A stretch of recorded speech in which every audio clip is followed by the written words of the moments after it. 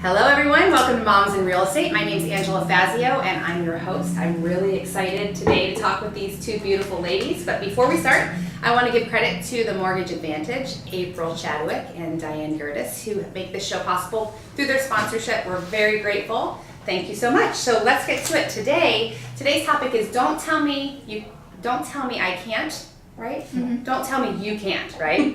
So we have two very strong women that I'm so excited to talk because I don't like people tell me I can't either. But let me introduce you. Debra Allen. Debra Allen is 15 years in real estate and does almost $7 million in production, right?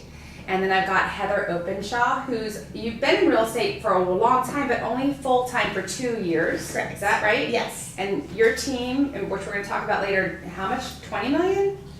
So this year we're on track to do a little less than 100 transactions. Oh, yeah, just so 100? Okay, better than that. So that's really exciting. Yes. We're going to get to know a little bit about these ladies and why they get that, they're part of this particular show. And I think, let me start with Debra. Debra, first tell us about your kids. I have two boys, Cameron and Tyrese. They are 21 and 19. They're the joy of my life. And I was someone that didn't want to have children. I wanted to have a career, and I was like, yes, I'm going to do this. I'm going to be a power woman. And boom, I was pregnant. Wow. So turned out to be the blessing of my life. Yeah. My firstborn Cameron was the most easiest baby ever. So I was very eager to have another one. And he was not so friendly. And it took a long time to get Tyrese ready to be even cooperating with other kids. He was a fighter, he was a screamer, he was a crier all night long, all day long. But once he got to first grade, he was in love with his first grade teacher, and he turned so gentle. It was beautiful. Oh, the power of a woman. Yeah. I know David, my David, who's now 19, got kicked out of daycare because he would headbutt kids. Oh, that's a little harsh. Yeah. And if you knew him now, he's so laid back and mellow. You can't even imagine him headbutting kids. Yeah. But he did it. That was time. Yeah. He was just a biter. So they're 19 and 21, right? Yes. And tell us what they're doing now. Cameron is at U of A in Tucson. He's studying economics. Mm-hmm. He just got an offer in Washington, D.C. for his internship. Really? And he accepted. And it's going to be amazing. He's going to live right downtown D.C. at the university. They're giving him good pay. He got a train pass. Wait, he's getting a paid internship? Yes. That's very exciting. Starting pay is $15 an hour. Oh, yeah? Mm-hmm. Mm. So this could lead to a permanent job when he graduates, and that would mean he's leaving me. But it's okay. I'm fine. And then Tyrese, he's playing football at MCC. He's a running back. Fortunately, he just got injured about 3 weeks ago, tore 3 ligaments in his knee, and we're in rehab. So make sure you all vote that college football continues in Arizona. Yeah. Because they are trying to cancel it and take it off the ballot so kids don't have an opportunity to have a stepping stone into a D1 school. Mm. So this could potentially be the end of his football career. Wow. That must be really hard for him. Very. Yeah, didn't you tell me he's super athletic? He can jump and do the splits. He's double jointed. Yeah. This kid is insane. Mm. Yeah, I'll pray that God shows him. I don't know if you know the story of Mercy Me, the lead singer of Mercy Me, how he was an incredible football player and injured himself, but that's how the door opened into his music career. He never ever would have discovered that God-given talent if that door hadn't been completely shut. It's crazy that you say that because Tyrese just started his own record label and clothing line with a friend, and they're actually designing it right now. He opened up his own LLC, so this is like his little thing that he's been doing, and he's full in on that. I'm telling so we'll see what that opens up for him. Sometimes God will shut the most obvious door just because there's such a bigger opportunity So that's what I'm going to believe right there.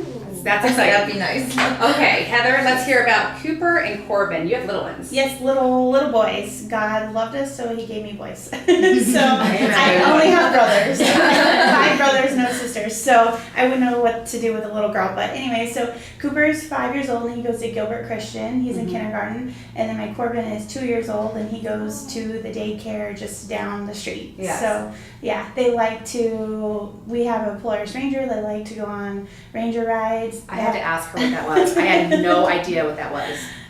We have my husband team ropes, and so we have a roping arena in our backyard. So they have a little pony named Blackjack. They like him. I wish they would like him a little more, but that will come, right? And yeah, they like to do anything outside. They like the trampoline. They love to swim, all that kind of good stuff. So Little yes. rambunctious boys. Yes. I too was thankful to God. My first 2 were boys, and I got Danielle when she was 9, so right, or 8. So because I married into it, and then I got Ari, and then I love her. So you're gonna watch this, and we're buds now. But girls are hard. Girls are hard. Boys are easier. They just are. I pray for boys. So that's exciting. 2 little boys, 2 big boys, right? Yes. And so we'll get into the real estate in just a second because you have to tell the story of how you and your husband met and that whole background where you're coming from. Okay, so I'm from a very small town called Parker, Arizona. It's by the Colorado River. If you're from California, you probably know it because you probably brought your boat down on the weekends. And I used to work at a little bikini shop. Actually, that's where my love for sales started, believe it or not. Really?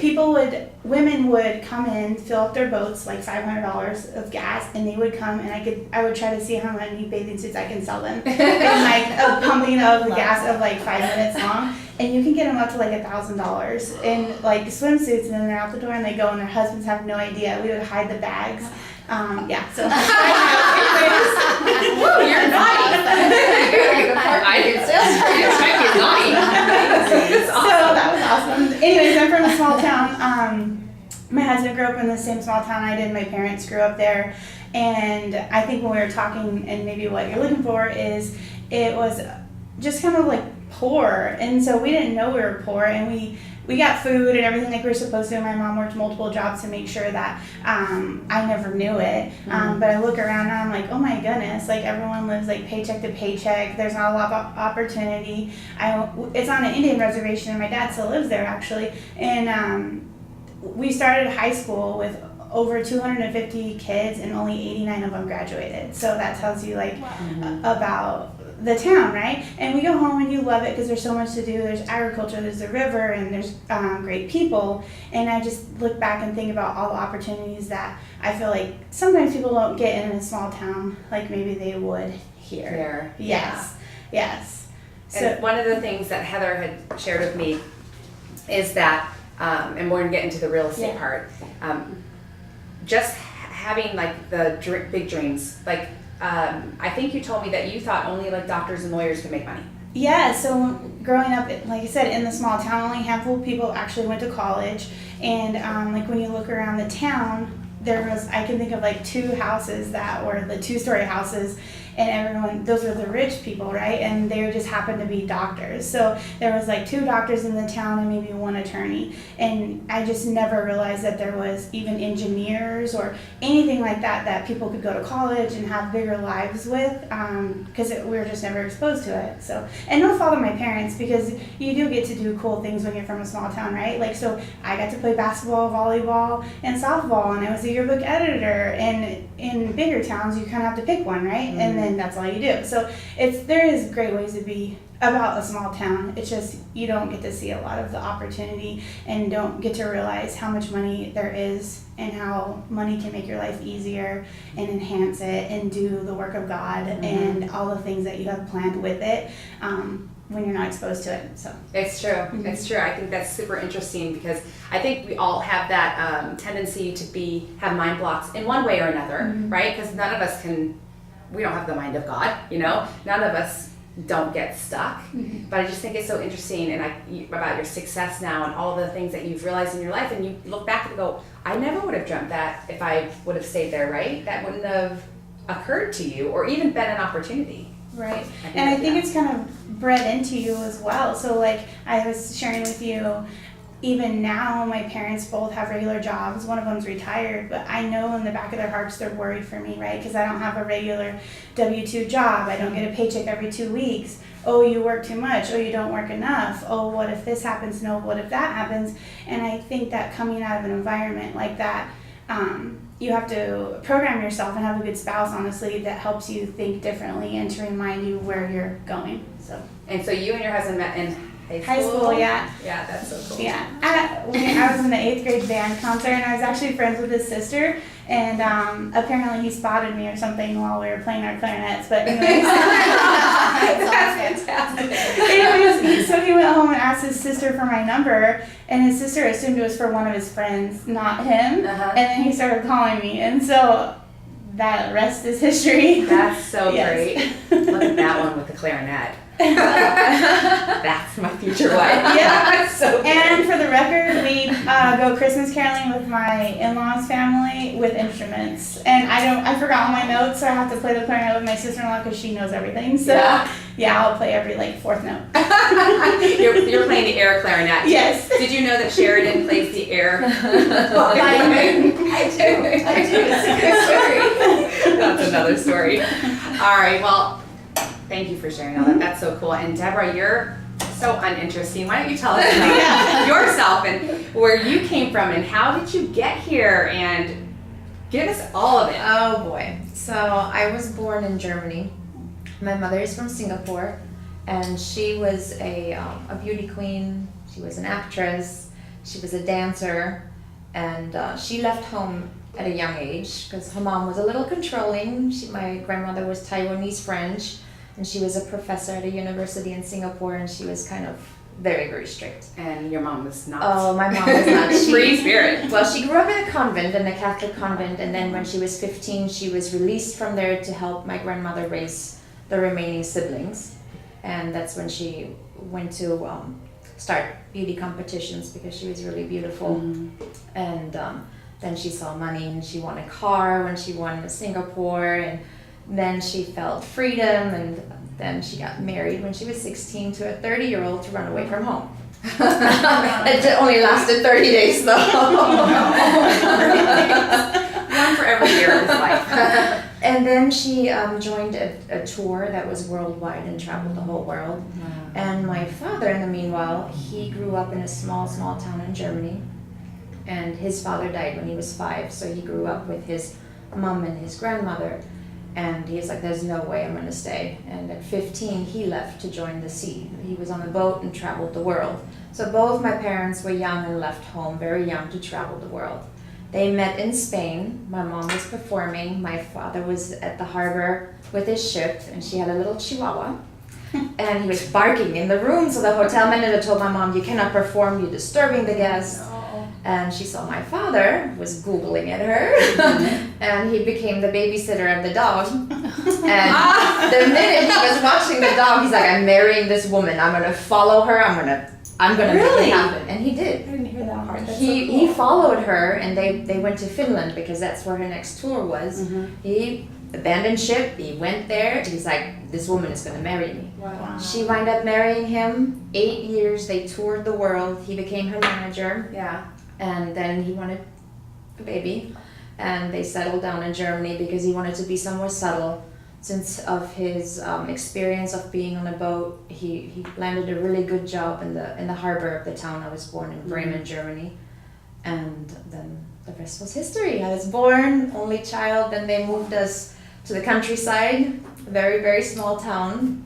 And it was interesting because my family was very diverse, and this was a very predominant, old school, old-fashioned German town, and we kind of stuck out. Yeah. Especially my mom, because she was really pretty, and it was challenging growing up. There was a lot of diversity and adversity. People were when she was walking me to school, they would go ching chang chung. Oh, It was really really tough. Yeah. What is wrong with people? So I had the bug of travel. As a child, my parents would always go vacation somewhere. That was the one thing we got spoiled with, was travel. No material things, very common, very basic growing up. And it was just you. You're the only Just child. me. Yes. Mhm. And so at 18, I decided to leave. Mm-hmm. And I had my eye on America just because my dad was always fascinated about America. My mom had a sister here. And many times he was trying to convince my mom to move here. And she was just not having it. Mm-hmm. And so I did it.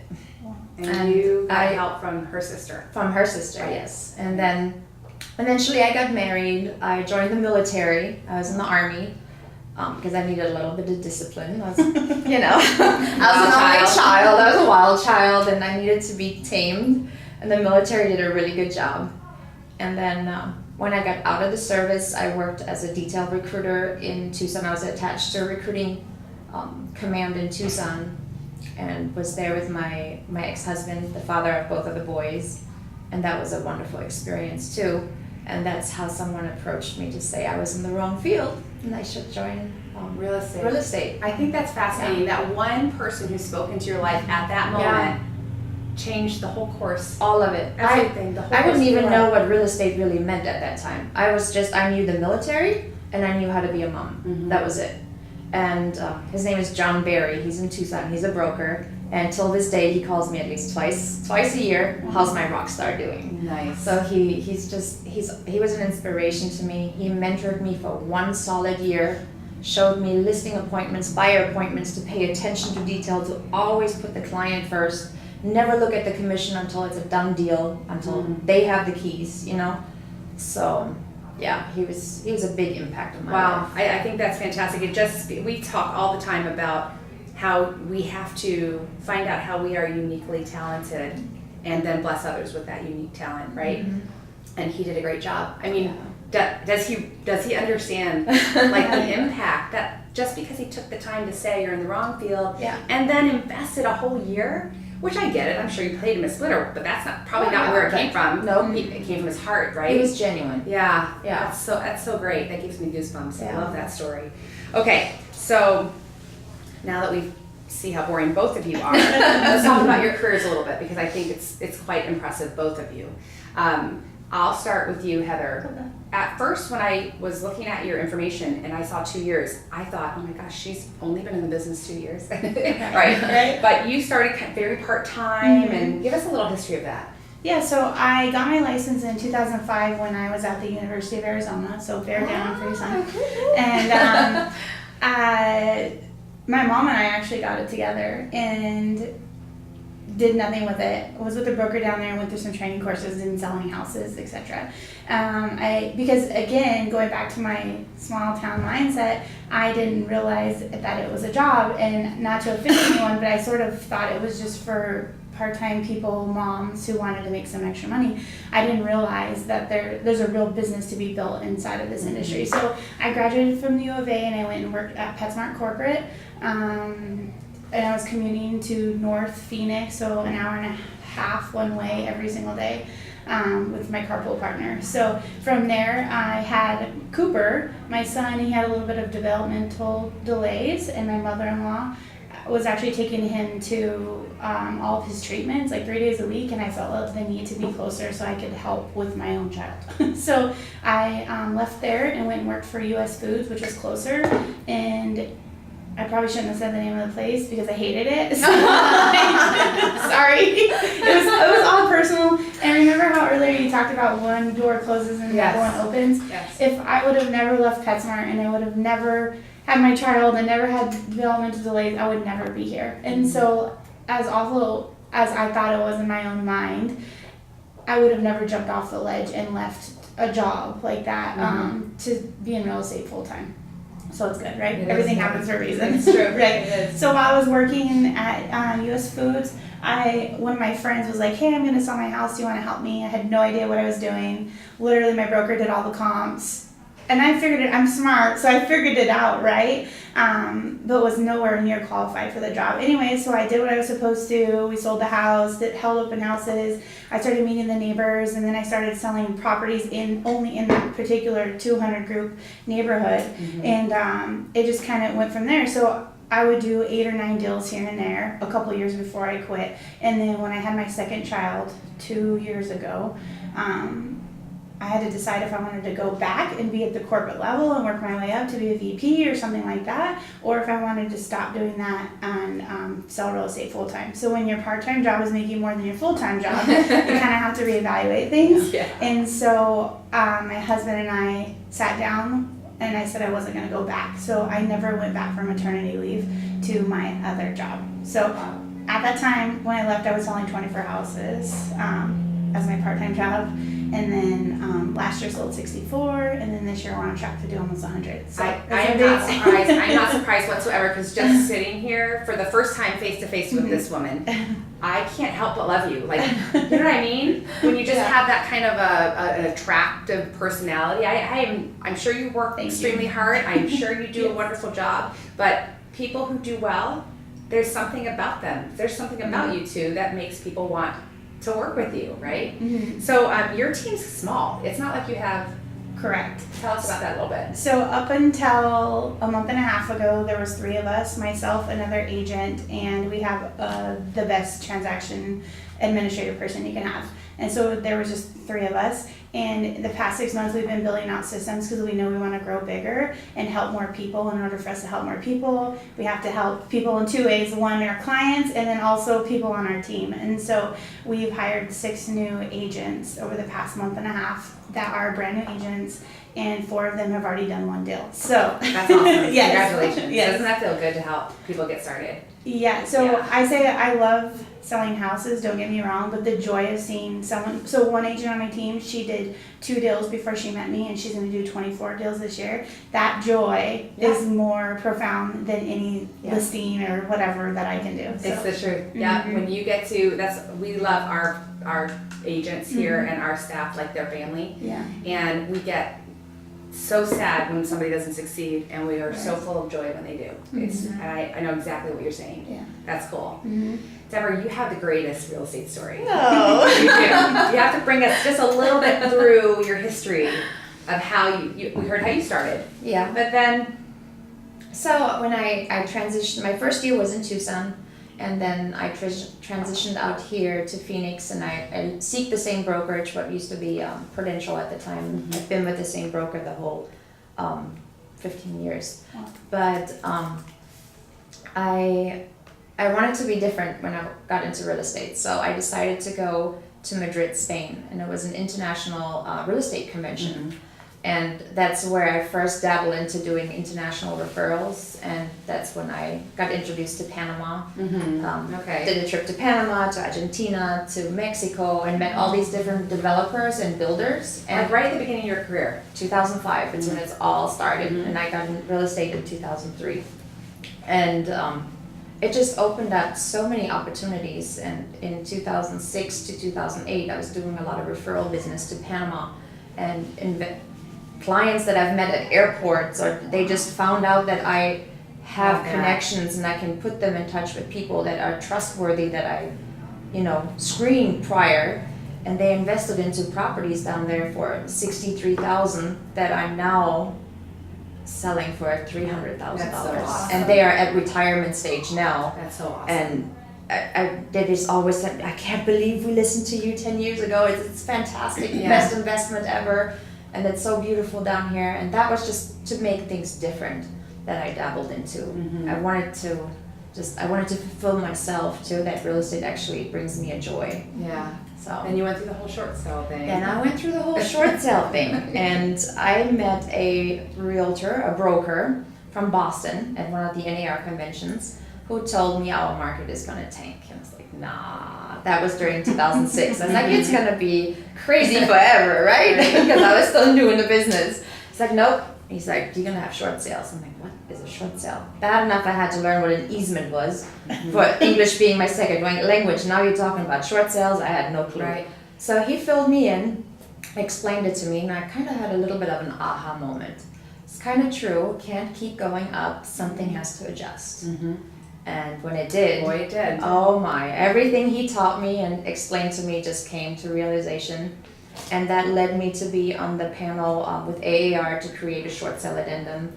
Then the same time, during that time, I was going through a divorce. So I became a single mom. No real estate business. Everybody's talking about short sales. I was like, okay, I'm going to do it. and I'm going to take on this short sale, and I'm just going to help people out of their situations. And there were 2 people in the industry, Dean Naughton and Jeff Raskin, who really believed in me. They said, you need to teach what you know to others. And they came up with a curriculum. Then I started teaching. It helped. What I earned from there helped me pay my mortgage, because we were facing of losing our home. House, yeah. And my kids were 8 and 10, and here I am by myself, no family. I still had a green card at that time. I was really nervous. And it's just like you said before, 1 door shuts and 3 opened, and I just went for it, and I hustled, and it changed everything. Yeah, that's a great story, because first of all, God had to give you wisdom to listen to that man in Boston, and not just decide, and then to have the courage to do something about it. Yeah. So that I just think that's the greatest story, that you just persevered through what must have been the scariest. Oh, it was scary. I know that, but before I met my husband, who's my best friend and is amazing, I was a little like, I'm gonna be a single mom. Well, if I have to be a single mom, because I was a school teacher, I'm like, well, I'm not gonna be a broke single mom. I'm gonna go get real estate. That worked out for me. So that's how I got real estate. Okay, let's see. Oh yeah, well, both of you have, not that anybody gets out of this life without tragedy or hard things, or you know, we all get to do that. Fun stuff. But both of you have been through some adversity that you shared with me. Would you mind sharing a little bit about how your diagnosis kind of went with your mindset a little bit? Right. So 2 years ago, I had my 2-year-old was about 6 months old, and my husband and I played volleyball. We played volleyball Monday nights, and I woke up the next morning and my feet were like a little bit tingly, and I thought, what the heck? I must have like pinched a nerve or something like that, right? It kept happening and it kept going up my legs, and so a long story short, I was numb from like the chest down. I couldn't walk, I couldn't carry my child. Went to the hospital through MRIs, etc. I was diagnosed with multiple sclerosis. And so it's kind of weird going to the hospital thinking you just have a pinched nerve and then coming out with that, and you're like, oh my goodness, right? And so remember, I just quit my job. I have this new baby that I can't hold because I can't walk. And I got scared. And so naturally you're like, okay, I gotta go back, right? I gotta go find another job. So I gotta go get my disability, benefits, all that stuff is gone, right? And then I'm like, oh no, it goes to like, I can't, how am I gonna show a house? How am I gonna walk up a 2-story house, etc., right? So after you go through all that and you get your stuff together, you pull it all together, you realize you get your treatment plan, and then my feeling started coming back to my legs, thank God.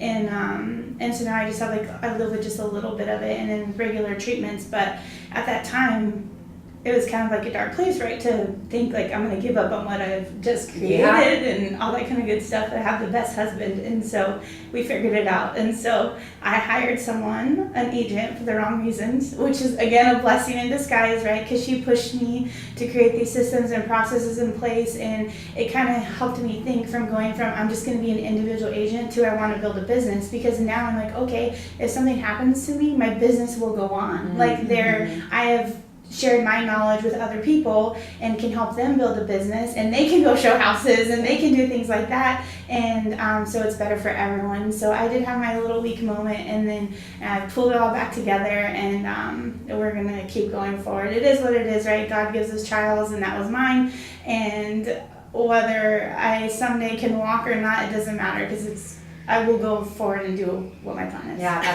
that is a remarkable reaction. Because so often I think people just give up so easily, and I wouldn't blame sometimes people for having that. I just need to give up. But look, how many people would not have received the blessing of your instruction, and how many people right now wouldn't be a part of your team building their business? And I'm getting more goosebumps today than I have in a while. It's not because it's cold in here. I just love to see the handiwork of God in people's lives. It thrills me. Right. So that is remarkable that you could push through that and come out the other side. Like, it's great. I love it. I love it. Thank you for sharing that. That's awesome. All right. Now you've got a story as well. You got to hint what we're talking about. So you faced a lot of adversity, and going through like with your boys and being a single mom and having to be afraid that you're going to lose your house, and I'm sure there was times when you just wanted to give up. Yeah, when I got a divorce, I actually wanted to go back home. That was in 2008. I think that's when my world kind of crashed on everything. You know, I was just not sure where I should go. Should I really pursue, you know, learning and teaching these short sales? What should I do with my kids? I'm here by myself. Why am I still here? Mm-hmm. And I went home and I wanted to stay. Mm-hmm. But my kids kept on saying, so when does football start again? And don't school start anytime soon? It's like, well, I kind of wanted to stay here. What do you think? Oh, and the tears. Mom, we're Americans. You can't take our home away. And so I promised them I would hang out here and make the best out of it until they are adults. Mm-hmm. So that's why I'm thinking about that's. You know, but that's so hard. Like the moment that you want to be selfish and you want to make yourself feel more comfortable, but then you decide not to. For them, yeah. I mean, that's hard. I don't think most people do that. I look around, I see people making decisions out of self. You're my kids, I'm the mom, you know, or maybe not even that situation, but to have the strength to honor your kids in that situation, that'd be hard. Yeah. And I look at them and they are just my driving force. Because if I can do it, they will know that they can do it. That's right. And since, you know, I was their only role model, I was the only person teaching them things, I just really said I can't quit. I can't quit on them, and I just have to keep going. And I'm sure you're glad for that. Yeah, I am. You're making money. I am. And you know what? And I don't think we shared it on the show, but you're thinking, what do I do next now? My boys are grown. What's my next? And that's why I started mentoring, and I started reaching out to other people that I gravitate to, that I see so much potential. And just like you were saying, you have a rock star that is just producing because you saw their unique gift. Right. I'm just kind of doing that, and it's so fulfilling. And when you see them being so good at something and they just didn't know. One lady is from Germany. She has a similar story. She's also an immigrant here, has a green card, and I was like, you can do this because you are just perfect for this job. And it's just very rewarding. That's what we're supposed to do. We gotta give back. You have to. Plus, that's so full of joy. Anybody who's not doing that, you're missing out on so much joy. You're harming yourself by not, like I said, finding how are you uniquely gifted and apply it. And apply it in a massive way, and it brings more to you than you're giving. You know, that's really cool. Okay, let's see. If you had an advice to give people now, that remember, it's don't tell me you can't, right? Both of you have pushed through some hard things. That means you guys can too. So, what advice would you give our audience, if anything, personal, business, anything at all, to end us up? So you want to go first? It doesn't matter. Paper rock? No, duke it out. She's so sweet. She's like, do you want to run this? No, you can't tell me no. Go for it. So my advice is just take a moment by yourself, decide what you want to do, and just do it. And don't make any excuses for it, and put it in a plan. So sit down and write down your 5-year plan or whatever that looks like to you, and not just in one aspect of your life. So don't just write your plan for your business, but write your plan for your kids in our situation, your family, where do you want to be, you know, with your spouse, and all those kind of things. And then once you have it written out, then put an action plan and literally go do it. No excuses. So it doesn't matter what happens. It doesn't matter if you get MS. It doesn't matter if you get divorced. It doesn't matter. If you want something bad enough, you will find a way, and you will make a will to get it done. Absolutely. Amen. That's the truth. I have to second that, and just be genuine, be authentic, and go for, if this is something that you want to do, be the best at it. Just like if you want to be a cashier at a grocery store, be the best one. Put the brightest smile on and just make people feel your energy and just feel that you're genuine and really there to make their day brighter. And it's just like that you need to serve and you need to give, and it's so rewarding when you do. And then you find yourself in a place, and now I'm getting goosebumps, that you're fulfilled. Yeah. You're really fulfilled by doing this when you can help others better themselves. It's the truth. Yeah. It's biblical. God created us for work, and He created us for work, and therefore when we work excellently, when we work so well, it's a form of worship. Excellent work is a form of worship, and both of you are excellent. So thank you very much for being here today. Thank you. We really appreciate it. I love this show. And if you don't, you have a problem. Call me up. And you need to tell other women who are in real estate that they need to watch this, because I think it's so encouraging. It's so important to hear our voices and get rid of excuses and know that anybody can do what they're dreaming to do. It's fantastic. So look, check out our Facebook page. We have an Instagram site, and we're on iTunes as a podcast, which is very exciting. If you like Moms in Real Estate, we have cute shirts and other things that you can buy at shopmomsinrealestate.com. And if you know anybody that should be on the show, whether they're in the state of Arizona or outside of the state of Arizona, please let us know. Who do they email, Kristen? Casey at momsinrealestate. Casey at momsinrealestate.com. live.com. We want to hear from more excellent women like these two. So thank you very much. Thank you. And thanks for watching us. I don't know if it's still on. What? Sheridan's out there. You guys did awesome. Yeah. Thank That you. was so good. Oh, I got goosebumps like 17 times. 17 times. I knew it was gonna be. Talking to both of you guys stuff like before. Yeah. Isn't it cool how you just look at someone and you would never know, like, I was just thinking. people? I was just thinking Yeah. when you